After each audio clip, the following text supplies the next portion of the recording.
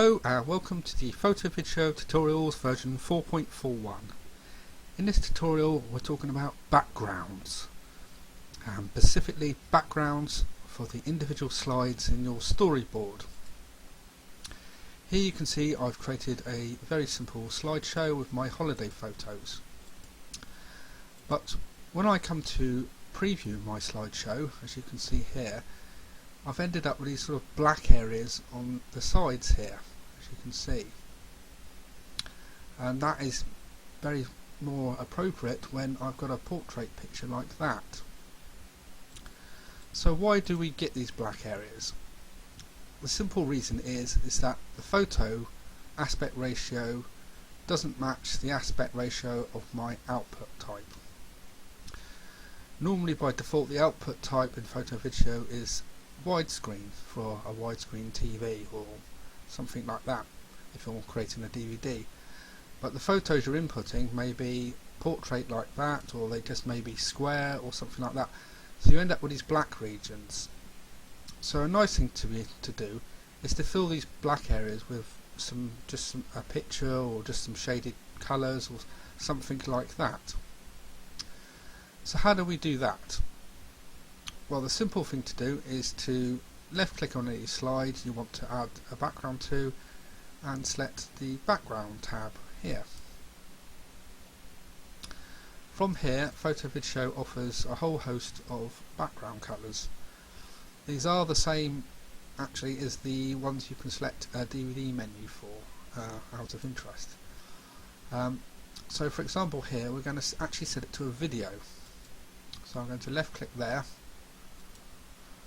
and I'm going to set it to a video background. So now when I preview my slideshow, as you can see, it's kind of a background effect.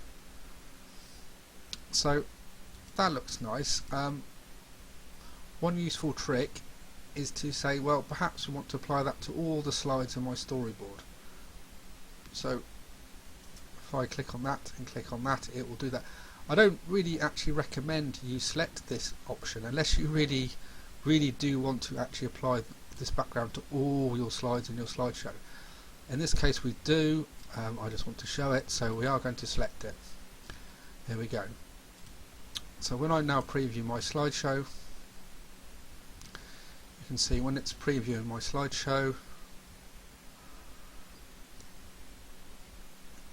we have this sort of abstract sort of background going on at this time. You also notice that the video automatically continues between slides. It doesn't restart the video, it just automatically just uses the video one after slide after another. It just repeats it. Okay, now on my first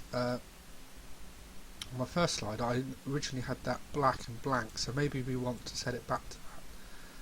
So we can do that by left clicking that slide, select background and selecting clear, and then it will go back to black blank there, see. Perhaps we alternatively wanted to set it to a picture. We could have selected something like that. Oh, it's just downloading that because I've got the minimum version installed here. So when I preview my slideshow now, it just uses that background there. Or perhaps I wanted to set it to a colour. If I select this option here, I can actually change the colour of my background. There are many to select for. You can select your own ones here. Maybe I wanted this kind of blue here. Once it's set it there, you have to select set as colour there. There we go, and now it's blue. Alternatively, you can actually add your own background. Say you wanted it to be your own image or video you already had, you can select it there. So that's great. We've now added backgrounds to our slideshow. So when I preview it now, it starts off blue there, and then it goes on to this video one we've set up with it. Now you may notice that some slides completely fill the sort of screen output, so therefore you won't see it, but the background video is still there. If I was to left click on that slide here select the text and images tab and highlight my picture. Perhaps I want to make it a bit smaller, so I just wanted it like that. And when I preview my slideshow again, you can see the background was there after all, which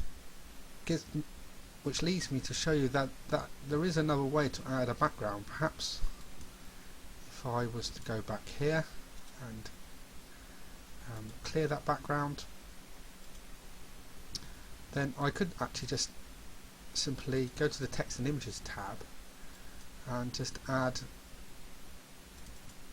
another picture, just like you've seen on previous tutorials. Just add another picture to my slide. If I send that to the back, so this is in front of that, and I fill the slide, as you can see I've pretty much made my own background anyway. That's fine to do it that way. The only difference between doing it this way and setting it there is that if you went back to that slide and selected this order layers thing here, you can see it really does treat it as two different images. There are literally two different images. You could rearrange that order at any time. Whereas if I select a slide with a background, as you can see, it's got this background is fixed. You can't move it. It's fixed as the lowest layer in the slide. Also, if you're adding a video background, it won't automatically do repeating between each slide. So it will just, after each slide, it will just start again and start again and start again, rather just repeating on the video continuously between each slide. So there we go. In this tutorial I've showed you how to set backgrounds to your slides and your storyboard.